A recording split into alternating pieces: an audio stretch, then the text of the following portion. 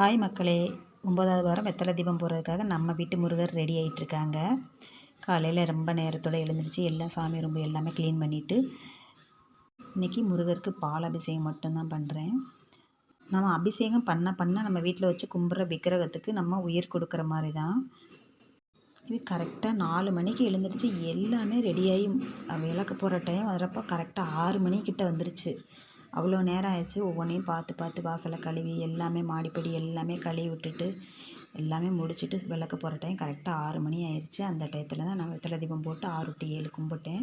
நான் வெத்தலை தீபம் போட ஆரம்பிச்சேருந்து பூக்களுக்கு தடங்கள் இல்லாமல் நல்லா கிடச்சிச்சு.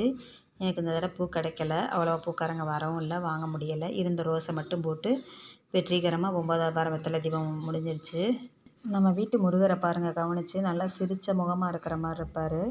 இந்த வீடியோ பிடிச்சிருந்தா ஒரு லைக்கை போடுங்க. புதுசாக பார்க்குறவங்க தான் சப்ஸ்கிரைப் பண்ணிவிட்டு ஒரு லைக்கை போடுங்க. வீடியோ பார்க்குறவங்களுக்கு நன்றி.